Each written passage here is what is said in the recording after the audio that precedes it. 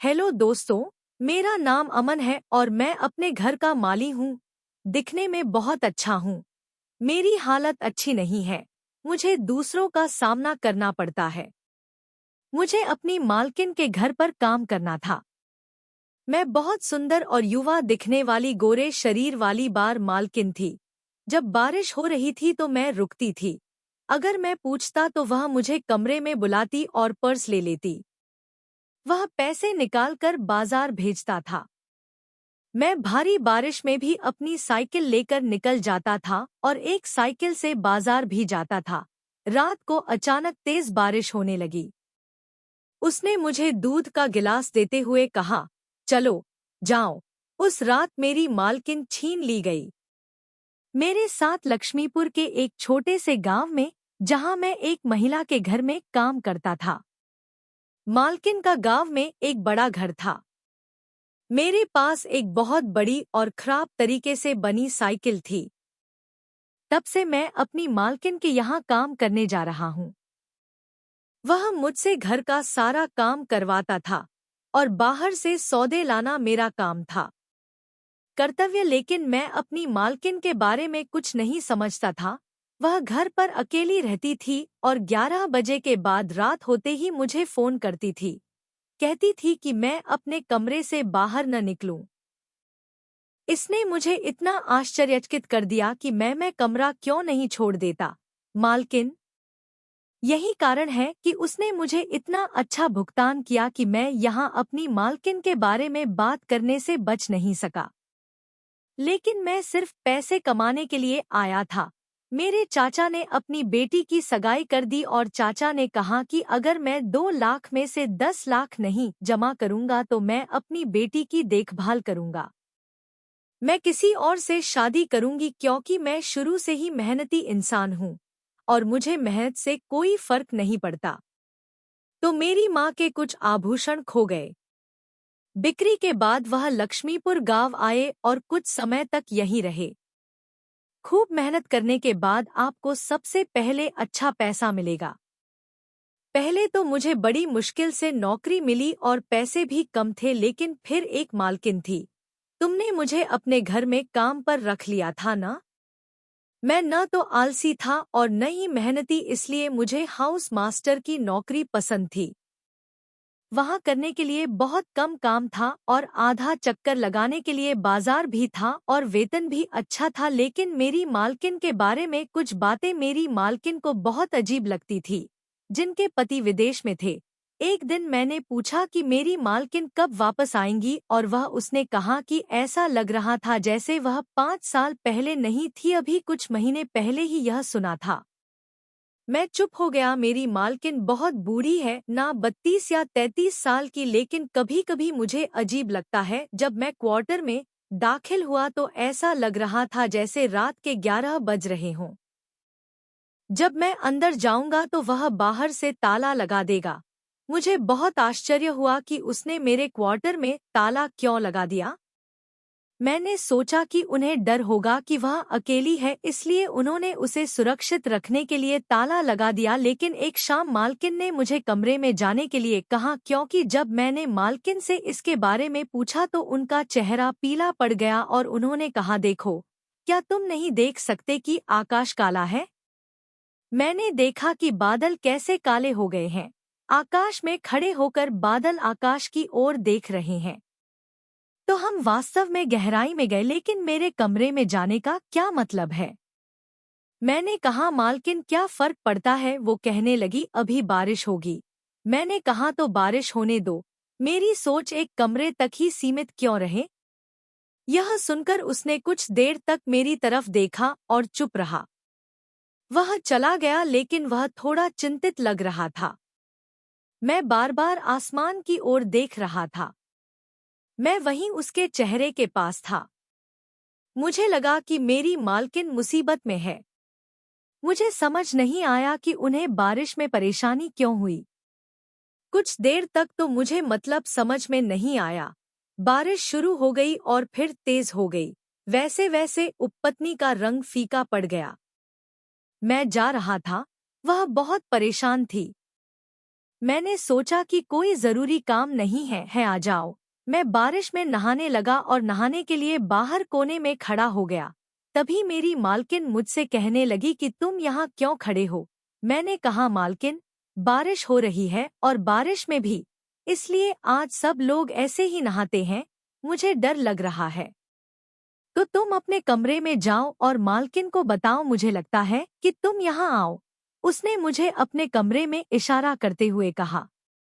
यह बात मेरे लिए भी काफी हैरान करने वाली थी, क्योंकि मैं उनके घर में काम करता हूँ। तो क्या उन्होंने कभी मुझे अपने कमरे में बुलाया? मैंने तुम्हें आने के लिए नहीं कहा। धीरे धीरे वह अपनी मालकिन के कमरे की ओर चल दिया। मैं अपनी अलमारी से पैसे निकालने लगा, पैसे दिए और घर का सामान छोड़ने को कहा। लाओ, मैंने सुबह ही कहा था, तो मैं पहले ही ऐसा कुछ ले आया था।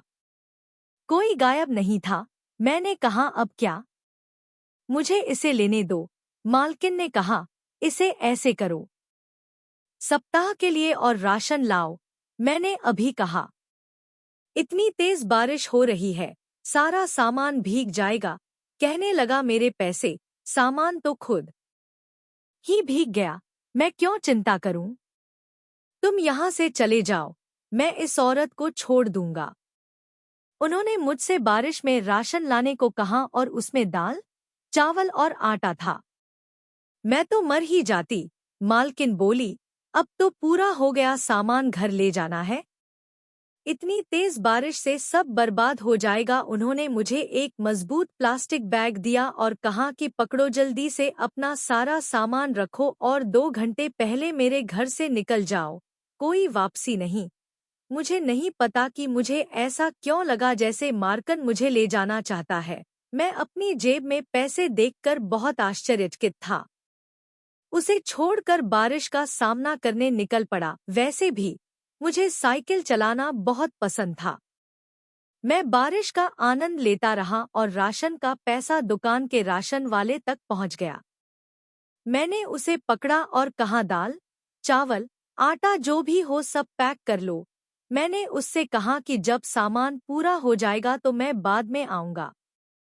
मैं यहाँ हूँ और कोई जल्दी नहीं है, तो आप भी हैं। मेरे अनुरोध के अनुसार अपना सामान पैक करने के लिए 1 घंटे का समय लें। उसने आश्चर्य से मेरी ओर देखा और मैं स्वयं बच्चों के साथ नहाया। जब मैं 19 साल का था तब मैंने नहाना शुरू कर दिया था, लेकिन मुझे बारिश में नहाना पसंद नहीं है। यह एक शौक था। बच्चे सड़कों पर एक साथ नहाते थे और मैं उसके साथ फुटबॉल खेलता था। 2.5 घंटे बाद फुटबॉल का खेल शुरू हो गया। बारिश काफी रुक गई थी, इसलिए मैं सामान लेकर वापस आ गया। कुछ सामान भी भीग गया था। मैं चला गया, लेकिन जब घर पहुंचा तो यह नज़ारा देखकर मालकिन थोड़ी परेशान हो गई। मैं कुर्सी पर बैठकर उन्हें रोते हुए देख रहा था। मुझे कारण समझ नहीं आया, लेकिन जैसे ही मैं घर में दाखिल हुआ तो मालकिन ने मुझे बताया। यह देखकर वह उससे अपने आंसू पोंछने लगी। मैंने उसकी तरफ देखा तो आंखों में बहुत उदासी थी। पिछले 2-3 घंटों से मुझे पेट फूला हुआ महसूस हो रहा था। तब से मैं भी चिंतित होकर लगातार रो रहा था। मालकिन, सब ठीक तो है? उसने कहा, हाँ सब ठीक है, तुम जाओ। मैंने जो चीजें रसोई में रख दी, मैंने उन्हें रसोई में रख दिया। तुम उससे खाना खा सकते हो। यह कहकर वह अपने कमरे में चला गया और ताला लगा लिया। ऐसा हुआ, मुझे बहुत आश्चर्य हुआ। मेरी मालकिन, यह बहुत अजीब था। वह किसी भी क्षेत्र में नहीं था। वह उसके घर जाता था और किसी से नहीं मिलता था। बता दें कि पड़ोस की महिला वैसे भी उसके घर आई थी।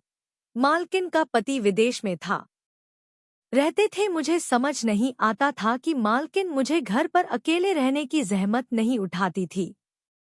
इसलिए पड़ोस में रहकर दोस्ती बढ़ाना चाहता था, लेकिन गलती से भी कोई मालकिन के घर नहीं आई। अगर वह चली गई तो मालकिन ने उसके साथ इतना बुरा व्यवहार किया। उसने दोबारा यहाँ आने से मना कर दिया, क्योंकि यह मानसून का महीना था, इसलिए इस महीने में 2 बार बारिश होगी। लेकिन मुझे उसकी मालकिन की बातों से बहुत आश्चर्य हुआ। जब भी आसमान में बादल छाने लगते हैं और उन्हें लगता है कि बारिश होगी। कहो तो पैसे लेकर घर छोड़ दूं और बाहर जाकर यहाँ से सामान ले आऊं। ये ले आओ, कभी कहता है, वहां से ले आओ। जाओ, वह मुझे कहीं दूर भेज देगा जहां मुझे 2.5 रुपए मिलेंगे और घर पहुंचने में मुझे घंटों लग जाएंगे और वह रोएगा। मुझे उसके रोने का कारण समझ आ रहा था। या फिर मुझे बारिश में बाहर भेज दो, मैं रोज बारिश में नहाता हूँ और अब आज सुबह से मेरी तबीयत खराब हो रही है। मुझे छींक आ रही थी और बुखार भी था। बारिश होते देख मालकिन ने कहा, जाओ और मुझे वही लाओ जो मालकिन ने मुझे बताया था। मुझे बुखार है और मैं वैसे भी घर नहीं जा सकता। अगर 1 महीने के लिए भी पर्याप्त राशन मिल जाए तो राशन न भी आए तो भी हमें इसकी जरूरत नहीं पड़ेगी। मेरी बात सुनकर वह नाराज हो गया। मेरी आंखों और चेहरे की ओर देखो और कहो कि मुझे लगा कि अगर तुम ऐसा करते तो मैं तुम्हें गर्म दूध पिला देती और बुखार की गोलियां भी ले लो और आराम करो। मुझे बहुत आश्चर्य हुआ कि मालकिन ने पहले तो मुझ पर इतनी कृपा की। उन्होंने कभी भी मुझे चाय नहीं पिलाई, वह कप देते थे और वह भी दूध से ज्यादा। पहले तो पानी था और अब 1 गिलास दूध दो। मालकिन मुझे दूध से बुखार चढ़ा रही है। उसने मुझे 1 गोली और दूसरी दवा दी। दूध पीते ही उसने अपने साथ दवा ले ली, शायद नींद की गोलियां, और उसने कहा, चलो ऐसा करते हैं, मेरे कमरे में सो जाओ। मैं यह सुनकर बहुत हैरान हो गया। मैंने कहा, मालकिन आप क्या कह रही हैं? मैं आपके कमरे में हूँ, मैं कैसे सो सकता हूँ? तब से मौसम काफी ठंडा हो गया है और जिस कमरे में आप सोते हैं उसकी छत से पानी टपक रहा है। अगर आप बीमार पड़ गए तो आपका गुस्सा कौन संभालेगा? यह बर्दाश्त नहीं हो रहा, इसलिए आप मेरे कमरे में सो जाओ। वहाँ दूसरा कमरा है, मैं वहाँ सोऊंगा। मालकिन ने कहा, आप मुझे दूसरे कमरे के बारे में बताएं, मैं कमरे में सोने के बारे में तो बात ही नहीं कर सकता। वह देखने में बहुत अजीब लग रहा था और उसकी मालकिन को देखकर मुझे आश्चर्य हुआ कि उसने ऐसा क्यों सोचा कि वह मुझे कमरा दे रहा है जबकि कमरे में अन्य लोग भी थे। कमरे भी खाली थे। अगर वे मुझसे ज्यादा चाहते तो मैंने सोचा कि वह मुझे दूसरे कमरे में ढूंढ लेंगे। अपने ही कमरे में सोने को क्यों कहा? मेरी बात सुनकर वो मेरी तरफ गुस्से से देखने लगा। वह कहने लगी कि मैं जैसा कहती हूँ वैसा करो, मेरे कमरे में जाकर सो जाओ। मैं बहुत परेशान हो गया था और मना नहीं कर सका। एक को बुखार हो सकता है और दूसरे को नींद आ सकती है। मुझ पर भी दवा का असर होने लगा था। मालकिन के कमरे में जाकर सो गया। मैं लेट गया। केवल 5 मिनट के लिए गहरे में था और सुबह उठा तो पाया कि मेरा पूरा शरीर दर्द से फट रहा था। शायद मुझे अभी भी बुखार था। मैं बड़ी मुश्किल से उठ बैठ पा रहा था, लेकिन जैसे ही मैंने देखा तो चौंक गया। मालकिन मेरे सामने खड़ी थी। मुझे नहीं पता कि मैं अपनी अलमारी से क्या निकालूं और मेरी एक ही कोशिश थी कि मैं कमरे से बाहर निकल जाऊं। जाहिर तौर पर मालकिन के कमरे में वह सब कुछ था जिसकी उन्हें जरूरत थी। मुझे नहीं पता कि वह उस रात वहां मौजूद थी या नहीं। मुझे खड़ा होने के लिए संघर्ष करना पड़ा, लेकिन मेरा सिर अभी भी घूम रहा था। मैं धीरे धीरे कमरे से बाहर आ रहा था। बाहर आने के बाद मालकिन ने कहा, मुझे आश्चर्य है कि तुम बाहर क्यों आए, बस अपना काम कर रहे हो। मैं सामान लेने अंदर चला गया। निश्चिंत रहें, मैं आपके लिए नाश्ता बना रही हूँ। मुझे समझ नहीं आता कि मेरी मालकिन मुझ पर इतनी दयालु क्यों है। मुझे नहीं पता कि मुझे ऐसा क्यों लग रहा है कि कुछ गड़बड़ है। मुझे एहसास होने लगा है कि जो भी है यह सही नहीं है। वह एक गृहिणी है और वह 32 साल की बहुत खूबसूरत है।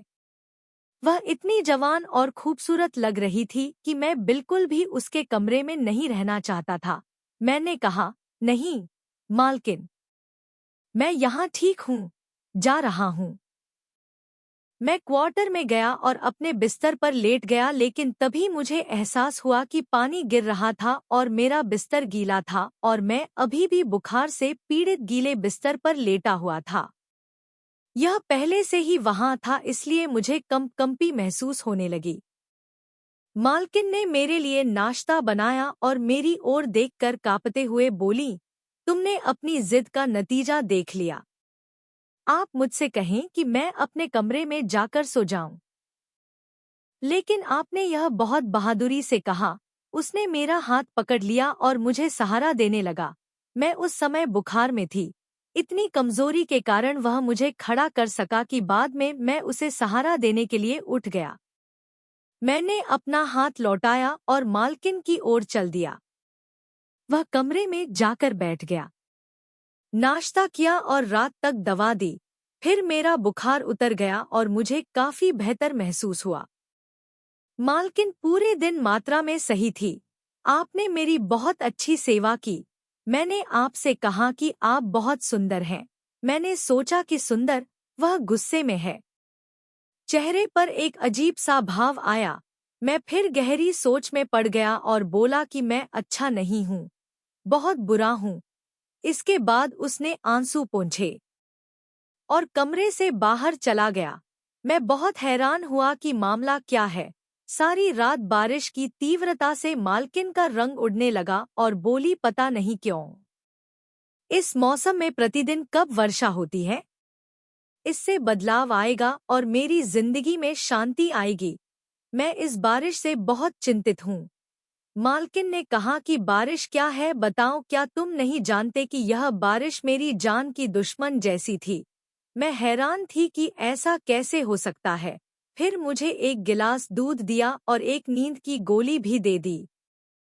मालकिन ने कहा, अब मैं इन्हें क्यों खाऊं? मुझे तो बुखार भी नहीं है। बोली, ये खा लो। मैंने कहा, मेरे कमरे में आ जाओ, मत सो, मैं अब ठीक हूँ। मैं अपने कमरे में हूँ, क्या अब नींद आ सकती है? मैंने नींद की गोलियां ले ली। मैंने ये सिर्फ अपनी मालकिन को दिखाने के लिए नहीं ली। मैंने ऐसा किया जैसे मैंने गोली मुंह में रखी, लेकिन हाथ से गोली फेंक दी, जिसे देते हुए मालकिन को पता नहीं चला। मैंने एक गिलास दूध पी लिया और ऐसा करने लगा जैसे मैं सो रहा हूँ। मैं घर पर ही था और दूसरे कमरे में जाकर सो गया, क्योंकि बारिश का पानी मेरे कमरे में आ रहा था। खिड़की ठीक से खुली, हालांकि मैं मालकिन के कमरे में स्पष्ट रूप से नहीं देख सका। आखिर मालकिन को तो बारिश देखनी थी, मुझे क्यों परेशानी होती है? वह इसे भेजता है और जब मैं वापस आता हूँ वह रोती है और मैं चुपचाप कमरे से निकल जाता हूँ। मैंने सोचा कि मैं खिड़की के पास जाकर खड़ा हो जाऊं, जैसे कि कोई दिक्कत हो सहन करने की, क्योंकि जब बारिश होती है तो मेरी मालकिन सह लेती है और मैं बार बार देखता रहता हूँ कि अभी भी बारिश हो रही है या नहीं। मुझे यकीन है कि मालकिन भालू, मैं यह सोचकर आया होगा कि मालकिन सह पूरी तरह से कच्चा आया था। यह मिट्टी से बना था, लेकिन मालकिन एक कोने पर थी। मैंने जाकर खुदाई शुरू की तो मैं हैरान रह गया। वह कीचड़ क्यों इकट्ठा करेगा? उसने जमीन उठाई और दूसरी ओर चला गया। इसे फैलाएं और उसके ऊपर एक और रखना शुरू करें और मैं इसे अपने हाथों से चपटा करना शुरू कर दूं। ऐसा लग रहा था मानो वह इस मिट्टी को कुछ दे रहे हों। क्या आप छिपाने की कोशिश कर रहे हैं या ऐसा करने की कोशिश कर रहे हैं? बारिश की वजह से अंदर कुछ दिखाई दे रहा है। उन्हें डर है कि मिट्टी हट जाए ताकि अंदर जो है वह दिखाई न दे। शायद मालकिन के कुछ गहने या पैसे होंगे। मालकिन अंदर क्या छिपाना चाहती है? अब जब भी मैं बाहर जाता हूँ तो मुझे लगता है कि वह उसकी मालकिन है। पोशाक वह बाद में वापस आएगा। वह कीचड़ से लथपथ थी और बहुत रो रही थी और एक कोने में मिट्टी डाल रही थी। वह हिस्सा पूरी तरह से कीचड़ में डूबा हुआ था। मैंने पहले इस पर ज्यादा ध्यान नहीं दिया था, लेकिन आज मुझे यह सब याद आ रहा था। थोड़ी देर बाद मालकिन ने ऐसा ही जारी रखा और फिर से रोने लगी। वह रोने लगी और अपने कमरे में चली गई। जब मैं घर से बाहर आया और देखा कि मिट्टी तैर रही है, तो मेरी सांसें थम गईं। वहां किसी के कंकाल की हड्डियां पड़ी हुई थी। मैंने मालकिन से पूछा तो मैं चौंक गया। मालकिन मुझे रोज बताती है। मालकिन का पति विदेश में नहीं था। अभी कुछ महीने पहले मेरी मालकिन और मालिक के बीच इस बात को लेकर झगड़ा हुआ था। मालकिन को गुस्सा आ गया और उसने पति से कहा कि उसे चाकू से मार डालो, लेकिन उसे डर था कि पुलिस को पता चल जाएगा, उसे मौत की सजा दी जाएगी, इसलिए वह पति से शादी करेगी। इस भालू ने खुद को दफन नहीं किया क्योंकि वह एक महिला थी, इसलिए वहां ज्यादा गहरा गड्ढा नहीं था जिसे वह खोद सके। इसलिए जब भी बारिश होती थी तो उसे डर लगने लगता था कि यह उसका पति हो सकता है, ताकि मेरे रहते कोई हड्डी के टुकड़े न देख सके। देखती रही और मुझे अपनी मालकिन के रूप में देखकर उसने मेरे सामने हाथ जोड़ दिए और रोने लगी। वह कहने लगा कि मेरी यह बात राज रखो, मैं तुम्हें बहुत सारे पैसे दूंगा, बदले में मैं यह मालकिन वाली चीज किसी को दे दूंगा। उसने मुझे ज्यादा कुछ नहीं बताया और मुझे पूरे 10 लाख टका देने लगा। जब हम इकट्ठे हुए तो मैं अपने घर लौट आया। वह रहस्य आज भी मेरे सीने में दफन है, क्योंकि मालकिन ने गुस्से में आकर जो कुछ भी गलत किया वह रोटी ही उसके पति के कारण बहुत पहले जीने का सहारा थी और अब उसकी जिंदगी बेजान हो गई है। वह हमेशा डरी रहती है। इसके साथ अपना जीवन बिताया। मैंने खुद को नष्ट कर लिया और अब अकेले डर के मारे जी रहा था। इसलिए मैंने कहा कि गुस्सा जीवन का दुश्मन है। गुस्सा बहुत खतरनाक कदम है। तो दोस्तों, आपको यह कहानी कैसी लगी? अगर आपको यह पसंद आया तो हमें टिप्पणियों में बताएं। अभी तक हमारे चैनल को सब्सक्राइब नहीं किया? यदि हाँ तो कृपया चैनल को सब्सक्राइब करें। धन्यवाद। एक और रोमांचक कहानी के लिए कल मिलते हैं।